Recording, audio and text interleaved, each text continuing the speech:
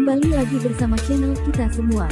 Jika Anda suka, jangan lupa komen, like dan subscribe, serta bila Anda berkenan, aktifin subtitlenya supaya ada tulisan teksnya. Kita langsung ke ceritanya. Perintah Kaisar Naga. Bab 4841-4843.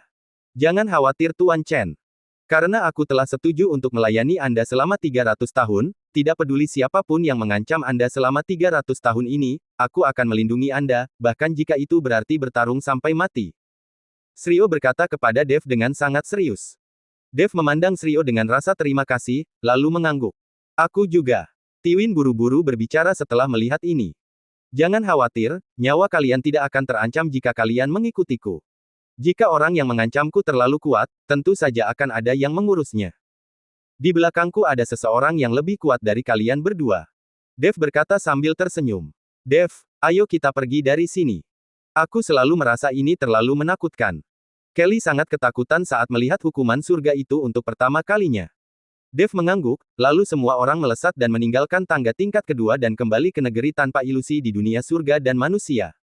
Caesar Lin dan Taoist Wallace terkejut melihat Dev dan yang lainnya keluar lagi. Tangga level kedua ini terlalu cepat, dan ada seorang kultivator pedang dengan tatapan abadi mengikuti Dev. Juga muncul pada saat yang sama banyak biksu dari dunia tangga kedua. Zeke dan Yuki juga diteleportasi keluar bersama.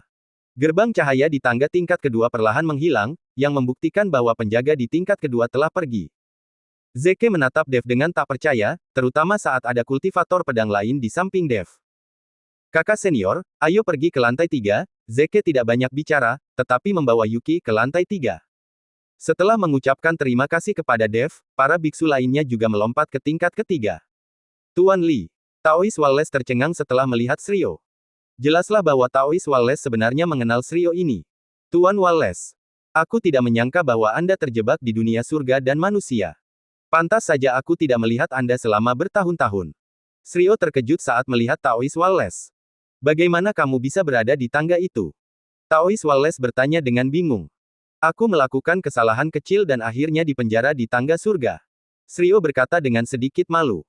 Kesalahan apa yang telah kau buat? Tanya Taoist Wallace penasaran. Ini, bagaimana mungkin Shiryo berani mengatakan bahwa dia melakukan kesalahan mengintip seorang wanita yang sedang mandi? Guru, jangan bertanya lagi. Kita kembali ke markas dulu dan beristirahat. Aku akan menantang level ketiga. Dev membantu Shiryo untuk menenangkan keadaan. Tuan Chen, penjaga lantai 3 pasti sangat kuat. Meskipun Anda juga kuat, saya khawatir akan sulit bagi Anda untuk melewati lantai 3. Saya pikir Anda harus pulih terlebih dahulu, lalu berlatih. Ini adalah kesempatan yang baik bagi saya untuk membantu Tuan Chen mengasah keterampilan pedang. Shiryo berkata kepada Dev. Saya dapat membantu Tuan Chen melembutkan tubuh. Tiwin juga berkata. Baiklah, tangga ke langit ini hanya bisa bertahan selama 3 bulan, jadi tidak perlu menunggu untuk saat ini. Dev mengangguk. Setelah bertempur dalam 2 pertempuran berturut-turut, Dev benar-benar kelelahan dan perlu memulihkan diri secara perlahan. Kelompok itu kembali ke gerbang Dao. Pada saat ini, jumlah biksu di gerbang Dao jauh lebih sedikit, dan sebagian besar dari mereka berlari ke tangga ke langit. Saat Dev dalam masa pemulihan, dia berlatih dengan Shiryo untuk mengasah keterampilan pedangnya. Dia juga berlatih melawan Tiwin secara langsung untuk melatih tubuhnya. Di balik gunung gerbang Dao, lautan awan mendidih. Shiryo menyatukan jari-jarinya untuk membentuk pedang, tetapi sebelum ia bisa melepaskan pedang itu, pohon pinus berusia berabad-abad di tebing mulai menjatuhkan jarum hijaunya. Dev berdiri diam dengan mata terpejam, pedang hijau di lengan bajunya berdengung tanpa henti. Ia seakan melihat bima sakti tergantung terbalik di atas tulang belakang pedang. Waspada! Shiryo tiba-tiba menyatukan jari-jarinya dan menebas. Cahaya pedang yang terang menembus kabut, tetapi ketika menyentuh 3 inci di antara alis Dev, cahaya itu berubah menjadi ribuan kupu-kupu cahaya. Pikiran Dev dipenuhi dengan berkah. Dia menggambar lingkaran dengan pedangnya secara horizontal, dan benar-benar mengarahkan semua niat pedang yang tersebar. Kemanapun pedang itu menunjuk, lautan awan mengembun menjadi 9 naga putih yang menjulang ke langit. Urat-urat di lengan Tiwin menonjol, dan dia menghantam dengan tangan besinya, Tuan Chen, terima pukulan ini. Hembusan angin menerbangkan kerikil dan mengenai dada Dev, tetapi dia memanfaatkan momentum itu untuk berbalik, dan tubuhnya bersinar dengan cahaya keemasan redup. Saat kedua lelaki itu bertarung, seluruh gunung berguncang, mengejutkan sekawanan burung yang menghalangi langit. Tubuh bagaikan kuali, dan pikiran bagaikan api. Tiwin tiba-tiba berhenti tertawa terbahak-bahak, tetapi Dev merasa seolah-olah organ dalamnya ditempa oleh api. Dia membuka mulutnya dan memuntahkan udara busuk, yang mengembun menjadi pusaran angin kencang di udara. Dev mengikuti Shiryo dan Tiwin untuk berlatih, yang membuat Caesar Lin dan Taois Wallace ketakutan. Karena kegilaan Dev, di bawah pelatihan Shiryo dan Tiwin, kekuatan Dev telah meningkat pesat. Faktanya, Tiwin dan Shiryo masih sangat menyukai Dev. Meskipun mereka berjanji untuk melayani Dev selama 300 tahun, baru setelah pelatihan selama periode ini mereka menemukan bakat dan pemahaman Dev, yang langka dalam 1000 tahun. Terlebih lagi, Dev tidak seperti pemuda generasi kedua yang mereka bayangkan. Kekuatannya sepenuhnya karena kerja kerasnya sendiri. Terkadang Dev dipukuli di sekujur tubuhnya, tetapi dia tidak punya niat untuk mundur. Bergemuruh. Suatu hari, ketika Shiryo dan Tiwin masih menenangkan Dev, tiba-tiba langit dan bumi berguncang, dan awan hitam bergulung-gulung. Kedua orang yang melihat pemandangan ini tercengang. Apakah itu awan petir kesengsaraan guntur? Shiryo berkata dengan kaget. Siapa yang akan menerobos? Mungkinkah Tuan Chen? Tiwin menatap Dev yang berdiri dengan pedang di tangannya, agak tidak percaya. Awan petir itu sangat menakutkan, seharusnya bukan Tuan Chen. Dia hanya alam Mahayana tingkat ketiga. Bagaimana mungkin dia bisa menarik kesengsaraan guntur yang begitu menakutkan? Kata Shiryo tak percaya. Kalian berdua sebaiknya menjauh untuk menghindari terkena dampak dari kesengsaraan guntur. Itu adalah awan kesengsaraan guntur yang disebabkan oleh malapetaka Dev. Kata Taois Wallace kepada Shiryo dan Tiwin. Apakah itu benar-benar disebabkan oleh Tuan Chen? Apakah dia bisa menahan guntur yang mengerikan seperti itu? Shiryo terkejut. Kau lupa bahwa Tuan Chen bahkan mampu menahan kekuatan surgawi biksu abadi, jadi dia pasti mampu mengatasi kesengsaraan guntur ini. Mari kita menjauh dulu. Setelah Tiwin mengatakan ini, dia menarik Shiryo menjauh. Saat awan badai bergulung-gulung, kilatan petir pun bergulung-gulung di awan. Ledakan. Tiba-tiba, sambaran petir menyambar. Dev berdiri di sana tak bergerak, tanpa perlawanan apapun.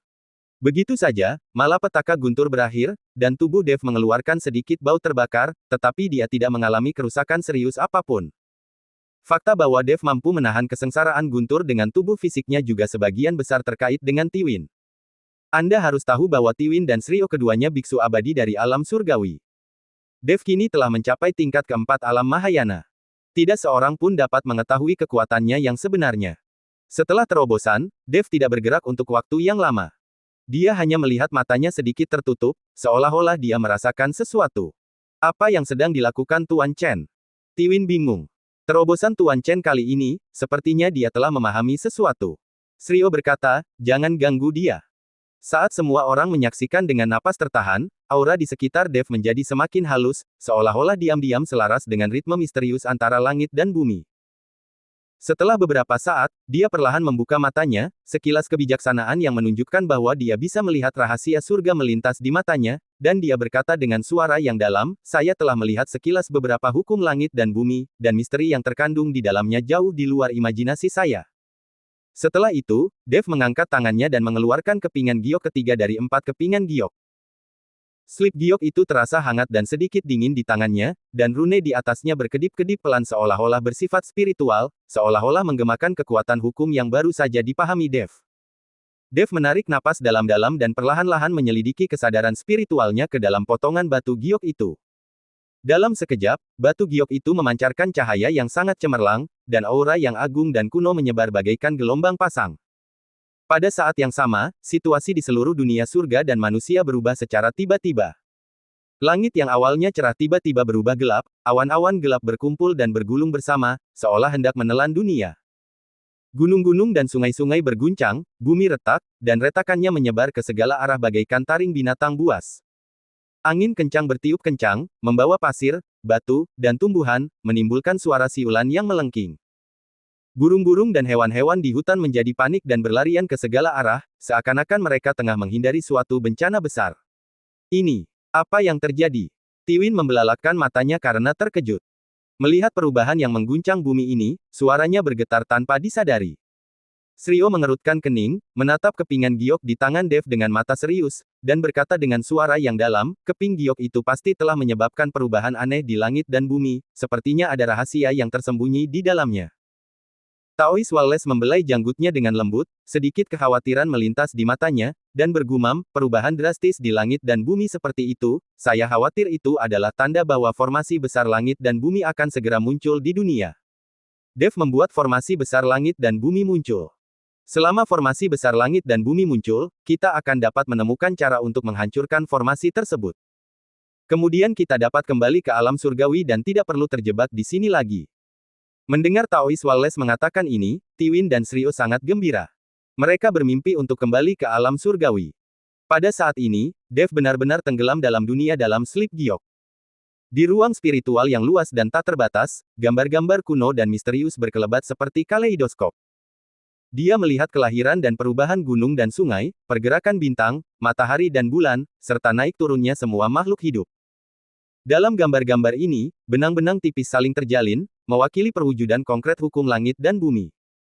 Saat ia menjelajahi sleep giok itu lebih dalam, Dev merasa seolah-olah kesadarannya telah menyatu dengan seluruh dunia surga dan manusia. Dia dapat dengan jelas merasakan hembusan napas setiap jengkal tanah, aliran setiap hembusan angin, serta suka-duka setiap makhluk hidup. Dan di kedalaman dunia ini, suatu kekuatan dahsyat dan kuno tengah perlahan bangkit, itulah kekuatan formasi besar langit dan bumi. Hampir sampai. Formasi besar langit dan bumi akan segera muncul.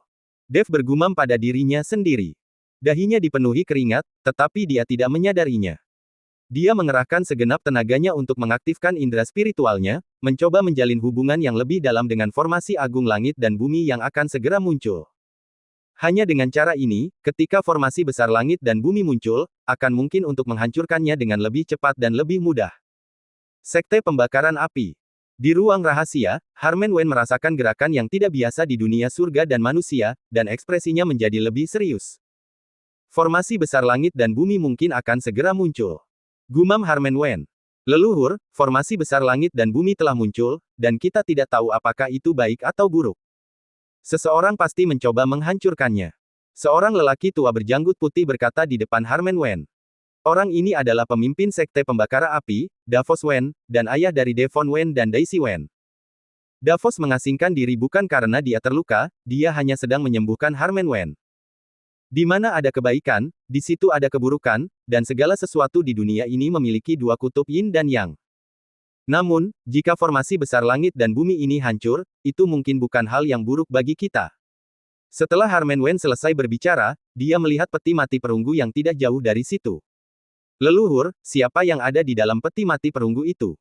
Mengapa Anda menyuntikkan energi spiritual ke dalamnya setiap hari? Davos bertanya dengan bingung. Begitu kata-kata ini keluar, wajah Harmen Wen langsung berubah muram, dan dia menatap Davos dengan dingin. Sudah berapa kali kukatakan padamu, jangan bertanya tentang beberapa hal yang tidak seharusnya kau tanyakan, dan jangan mengetahui hal-hal yang seharusnya tidak kau ketahui. Itu sama sekali tidak baik untukmu. Merasakan hawa dingin dari Harmen Wen, Davos menggigil ketakutan. Leluhur, aku salah, aku tidak akan bertanya lagi. Aku ingin tahu apakah dia bisa bangun pada hari ketika formasi besar langit dan bumi hancur. Harmen Wen menatap peti mati perunggu itu dengan tatapan kosong. Bersambung.